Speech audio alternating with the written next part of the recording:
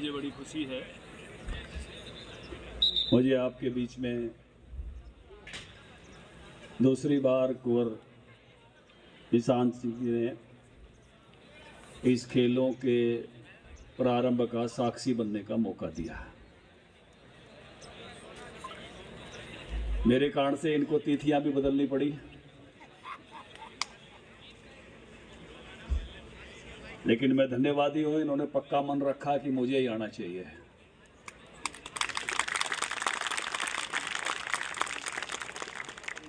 इस मौके पर डॉक्टर नरेंद्र सिंह जी, मेरे साथ बालकिशन जी, मातन हेलिया, जो कल ही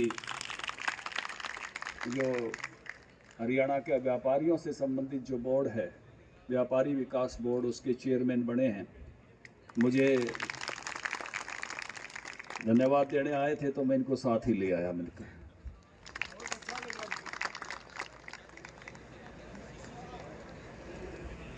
ये साल बहुत महत्वपूर्ण है, ये महीना भी बहुत महत्वपूर्ण है। साल इसलिए महत्वपूर्ण है कि इस बार G20 की मीटिंगें भारत में हो रही है। मैं याद करना चाहूंगा कि हमने बहुत लंबा समय गुलामी का बिताया, कोई 150 साल अंग्रेजों की गुलामी में बिताए, और उससे पहले बहुत जो भारत में मुगल आए, तुर्क आए, उनकी गुलामी में भी हमारा लंबे समय गया। और ऐसी गुलामी के समय में हमारे गौरव के पल बहुत कम होते थे। जैसे मनुष्य को भोजन की जरूरत होती है, ऐसे जीवन में गौरव की भी जरूरत होती है। हम संघर्ष के पलों को याद करते थे, हमें गौरव करने के लिए संघर्ष के पल ही थे। भगत सिंह को याद करते, चंद्रशेखर आजाद को याद करते, राजगुरु सुखदेव को याद करते।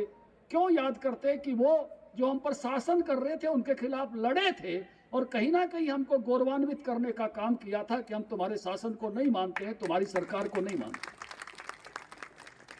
हम याद करते हैं स्वामी विवेकानंद को, अभी 12 जनवरी को उनकी जयंती गई, और इसलिए याद करते हैं कि वो उस समय में जब हम गुलाम थे, उन्होंने ये साबित किया कि व्यक्ति गुलाम देश का व्यक्ति होते हुए भी पूरी दुनिया का विजेता हो सकता है किसी क्षेत्र में। उन्होंने दुनिया की जो धार्मिक संसद थी उसमें जाके साबित किया था कि मैं भारत का प्रतिनिधि होते हुए दुनिया के सभी धर्मों से भी अच्छा कोई धर्म है उसकी बात यहाँ रख सकता हूँ, और मेरे भाषण पर 5 मिनट ताड़ी बज सकती है। उसका गौरव बहुत वर्षों तक हम लेते आए हैं और लेते रहेंगे। हम गौरवान्वित होते हैं नेताजी सुभाष चंद्र बोस पर। 23 जनवरी को उनकी जयंती आ रही है। 26,000 लोग उनके कहने पर शहीद हो गए थे। उस आदमी की आवाज में यह दम था कि तुम मुझे खून दो, मैं तुम्हें आजादी दूंगा। कह के दिखाओ ये बात, कि लोग कोई ये कहे कि तुम मेरे लिए मरने के लिए तैयार हो जाओ। खून मांग रहा है आपका। चंदा मांगने से लोग दुखी हो जाते हैं, टाइम मांगने से दुखी हो जाते हैं। एक व्यक्ति खड़ा होकर आपसे खून मांग रहा है, और उसको खून देने के लिए 26,000 लोग अपना बलिदान दे देते हैं इस देश की आजादी के लिए। अभी उसकी जयंती उनकी आ रही है 23 जनवरी। हम गौरवान्वित होते हैं उनके काम से, उनके योगदान से इस देश की आजादी के लिए। और वो व्यक्ति एक बार नहीं, जिंदगी में कई बार शिखर को छूता है। कभी कांग्रेस, कभी ICS अफसर बनता है, ठोकर मारकर कांग्रेस का राष्ट्रीय अध्यक्ष होता है। कांग्रेस के अध्यक्ष के नाते जब गांधी जी विरोध करते हैं तो कांग्रेस की अध्यक्षता छोड़कर अपनी पार्टी बनाता है, और अपनी पार्टी फॉरवर्ड ब्लॉक का मुखिया होता है। और जब लगता है कि इस तरीके से देश आजाद नहीं होता, तो आजाद हिंद फौज का सर्वोच्च सेनापति बनता है, भारत का पहला प्रधानमंत्री बनता है, पहला राष्ट्रपति बनता है, और भारत के एक हिस्से को आजाद कराकर उस पर तिरंगा झंडा 23 दिसंबर 1943 को नेहरू जी से भी पहले फहराता है। उस शख्स का नाम नेताजी सुभाष चंद्र बोस है। और हम खुश होते हैं कि 18 देशों ने उनकी सरकार को, आजाद हिंद सरकार को मान्यता दे दी थी। ये हमारे लिए गौरव के पल थे। लेकिन इस साल हमारे लिए गौरव का पल क्या है कि भारत G20 की अध्यक्षता कर रहा है, और भारत अध्यक्षता करेगा। अमेरिका, चीन जो है, जापान, रसिया, सब मुल्क उसमें सामने बैठेंगे, इंग्लैंड। मोदी कहेगा बाइडेन बैठो तो बैठो, और मोदी कहेगा पुतिन खड़े हो तो खड़े हो। ये भारत के लिए गौरव का साथ है, और हर भारतीय ने इसके गौरव को महसूस करना चाहिए कि भारत को ये अध्यक्षता मिली है, एससीओ की अध्यक्षता मिली है, यूएन में सुरक्षा परिषद की अध्यक्षता इस वर्ष के लिए मिली है। ये कोई मामूली बात नहीं है। भारत ने अपनी वो जगह बनाई है, पूरी दुनिया भारत की तरफ देख रही है। इसलिए मैंने कहा ये महीना ऐसा है, लोकतंत्र का त्योहार हम 26 तारीख को मनाएंगे, लेकिन इसी समय ये ऐसा वर्ष शुरू हो रहा है जब यहाँ दुनिया के 29 लोगों के देशों के लोग आएंगे। 9 मोदी जी ने इन्वाइट कर लिए, स्पेन को बुला लिया, नीदरलैंड को बुला लिया, इजिप्ट को बुला लिया, बांग्लादेश को बुला लिया, क्योंकि जो अध्यक्ष होता है उसको ये पावर होती है कि वो और देशों को बुला सकता है। और आज मोदी से उम्मीद ये करते हैं, मोदी जी 2 दिन मीटिंग में हमारे साथ थे, उन्होंने कहा 125 देशों के साथ मैंने मीटिंग की है वर्चुअली कि दुनिया की इस G20 की बैठक में मैं कैसे बात करूं। उन लोगों ने मुझे कहा है कि मोदी जी केवल आपने अपनी बात नहीं करनी, भारत की बात नहीं करनी, ऐसे सारे विकासशील देशों की बात करनी है जिसको द साउथ कहते हैं, हमारी बात भी आपने रखनी है। ये भारत की जगह बनी है।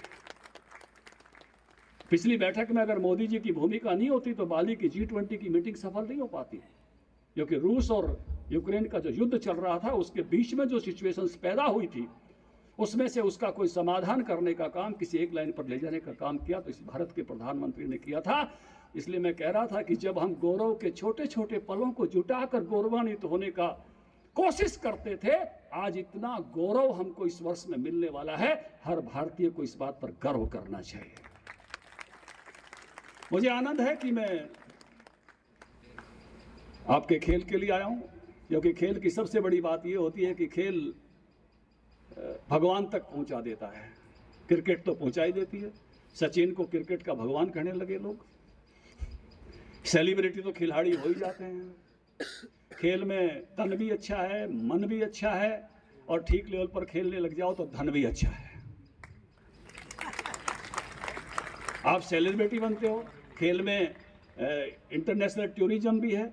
मुझे याद है हमारे घर में सबसे पहले स्कूल में जब पढ़ता था तो मेरा बेटा इंग्लैंड गया, हम नहीं गए थे कोई भी। सारी पीढ़ियों में सबसे पहले वही गया, क्योंकि अपने स्कूल में क्रिकेट खेलता था। और वो उनका पाल, स्वराज पाल का स्कूल था एपीजे, वो इंग्लैंड में थे, उनका वहाँ भी स्कूल था। उन्होंने उन दोनों के स्कूल की, जैसे मैत्री होते हैं ना, आपके स्कूल आपके कॉलेज की मैत्री किसी ब्राज़ील के, अर्जेंटीना के, अमेरिका के कॉलेज से हो जाए, और यहाँ की टीम वहाँ जाए, वहाँ की टीम यहाँ आए, ऐसे एक्सचेंज में वो गया। लेकिन पूरे घर में सबसे पहले जाने का मौका, विदेश जाने का मौका उसी को मिला। इसलिए मिला कि स्कूल की टीम में क्रिकेट खेलता था। इसलिए आप सबको भी एक अपॉर्चुनिटी, एक अवसर मिल रहा है खेल के नाते से। खेल में अपना सर्वश्रेष्ठ दीजिए, बाकी चीज़ों में भी दीजिए, लेकिन खेल आजकल बहुत बड़ी पहचान बनाते हैं, बहुत बड़ा स्थान बनाते हैं, और उस नाते से अच्छे खिलाड़ी बनिए। मुझे खेल के बारे में जो सबसे बड़ा आनंद है वो इस बात का है कि खेल टीम स्पिरिट सिखाते हैं, खेल आपको जीतना सिखाते हैं, लेकिन जीतने से भी ज़्यादा खेल आपको हारना सिखाते हैं, और हार कर कुड़ते झाड़कर फिर खड़े होकर खेलना सिखाते हैं। क्योंकि खिलाड़ी कहता है कि इस बार हार गए कोई बात नहीं, अगली बार तुम्हें देख लूँगा, क्योंकि खिलाड़ी कभी मन से नहीं हारता, यही उसकी सबसे बड़ी ताकत होती है। मेरे कमरे में एक बॉल रखी हुई है पिछले कुछ महीनों से। क्रिकेट के एक दिव्यांग खिलाड़ी, जो इनकी आंखें नहीं होती, ब्लाइंड, ऐसे खिलाड़ी मुझे मिलने आए थे। उन्होंने अपने खेल के बारे में सब बताया, अच्छे खिलाड़ी थे, और मुझे वो एक बॉल देकर गए जो आवाज़ पर, कभी हमने सुना था कि पृथ्वीराज चौहान आवाज़ पर तीर मारते थे, वो आवाज़ से खेलते हैं कि बॉल कहाँ गई, आवाज़ से पकड़ते हैं कि बॉल कहाँ गई। वो बॉल मुझे देकर गए थे, मैंने अपने कमरे में अपने सामने रखी हुई है। किस लिए? वो मुझे मोटिवेट करती है कि इतनी दिक्कतों के बाद भी जो खिलाड़ी के रूप में खेलते हैं, अरे तुम तो सड़े साधारण से खिलाड़ी हो, राजनीति के सब कुछ ठीक ठाक है। इसलिए वो मेरे लिए मोटिवेशन की प्रतीक है। इसलिए आप खिलाड़ी बहुत बड़ा मोटिवेशन दे सकते हो सबके लिए, अपने जीवन में अपने लिए बहुत बड़ा मोटिवेशन बन सकते हो, क्योंकि हर चीज़ को खेल भावना से लेते हुए आगे बढ़ो, अपना गौरव बढ़ाओ, भारत का गौरव बढ़ाओ। क्रिकेट के बारे में एक बात मैं और ज़रूर कहना चाहूँगा। मैं 87 में पहली बार 20 दिन के लिए मैं आसाम, मिजोरम, मेघालय इन राज्यों में गया था। बहुत सारी समस्याएं थी, अध्ययन करने के लिए गया था उन समस्याओं का। उस इलाके में उस समय आंसू का एजिटेशन चल रहा था। मिजो जो लड़ाके थे वो थोड़े दिन पहले ही लालडेंगा सरकार में आके सरकार बनाई थी। मैं लालडेंगा से भी मिला था।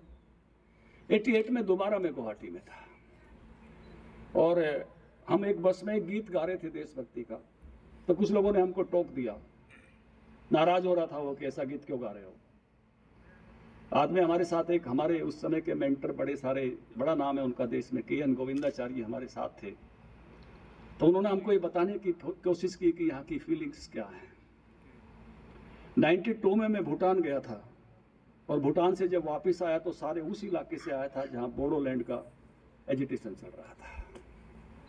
यानी पूरा नॉर्थ ईस्ट, कभी नागा, कभी कुकी, कभी मिजो, ऐसा लगता था कि ये कितनी बड़ी वहां पर ऐसी चैलेंजेस हैं। लेकिन 2 मौकों को मैं याद करना चाहूंगा। एक मौका अभी ये आपकी कौशिक जी, आपकी जो अनाउंसर मेरा परिचय करा रही थी, ये इसने कहा, वो लाइन ऐसे तुम्हारे सिर पर से गई, तुम समझ नहीं पाए होगे क्या कहा इन्होंने। सरदार पटेल की जो सबसे ऊंची स्टेच्यू बनी है उसका लोहा और मिट्टी इकट्ठा करने का काम पूरा देश का नरेंद्र मोदी जी ने मुझे दिया हुआ। ये कुछ Ireland collection corporation committee type कुछ शब्द बोल के निकल गई ट्रेन में से, जैसे ट्रेन कुछ स्टेशन छोड़ती हुई निकल जाती है, समझ नहीं पाती बात क्या थी। और मैं उसके लिए पूरे देश में गया था। और जब मैं उस काम के लिए नॉर्थ ईस्ट में गया था तो नॉर्थ ईस्ट के लोगों ने बड़े इमोशंस के साथ मुझे वहां लोहा और मिट्टी सौंपी थी। और उन्होंने कहा था कि अगर सरदार पटेल नहीं होते, लोकप्रिय गोपीनाथ बारदोले ही नहीं होते,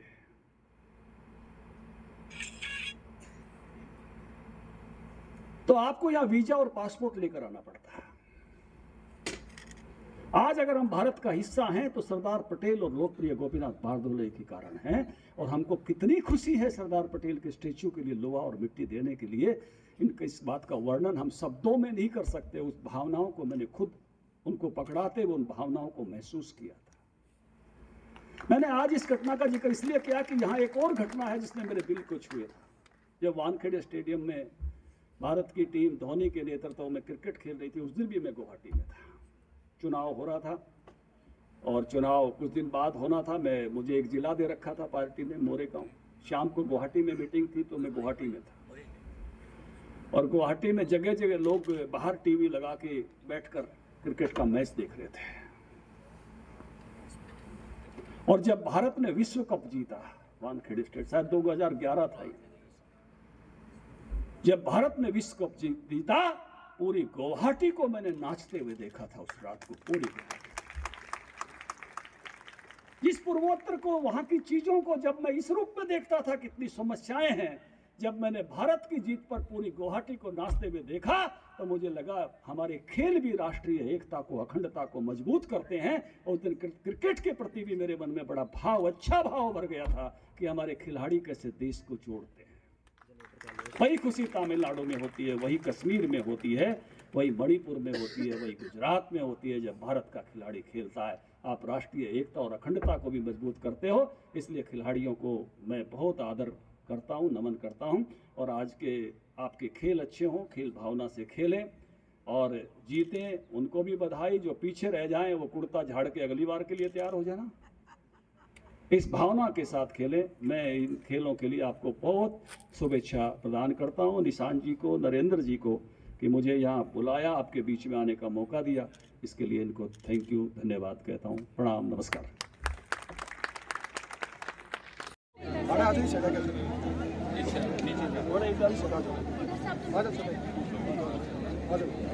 खिलाड़ी भी आए हुए हैं, हम सब और काम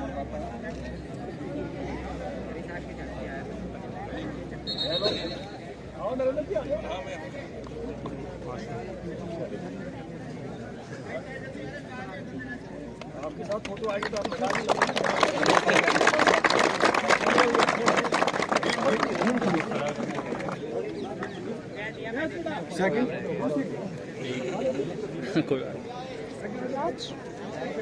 राज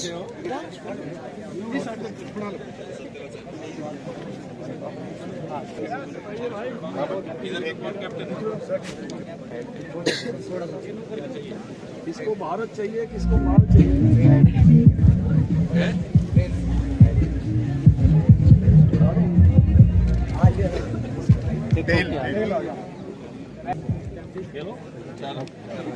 पांचों सागर अपनी टीम के लिए रन बनाते हुए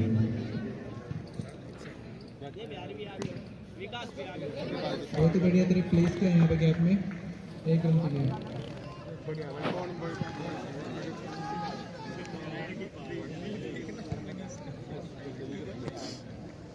बड़ी सहमी से शुरुआत करते हुए यहाँ पे कैम्ब्रिज स्कूल। Wide ball.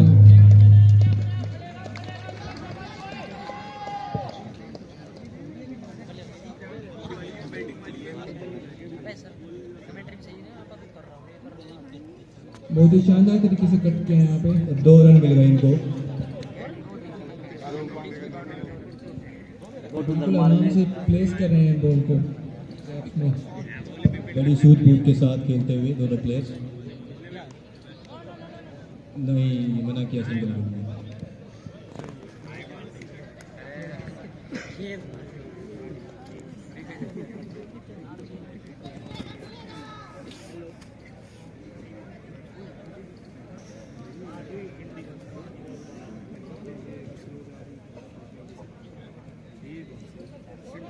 फिर सिंगल चुराया कट करके यहाँ पे, वो थ्रो का चांस मिस कर दिया और यहाँ पे ओवर थ्रो से 1 रन चुरा लिया। बहुत ही सहजता और सूझबूझ के साथ खेलते हुए दोनों प्लेयर दीपांशु और सागर।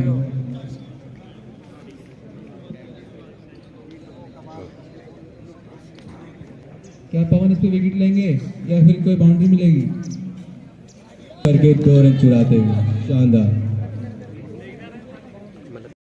6 होगी।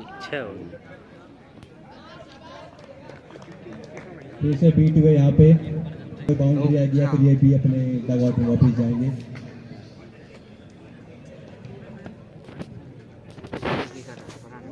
बहुत ही सूझबूझ से लगाया हुआ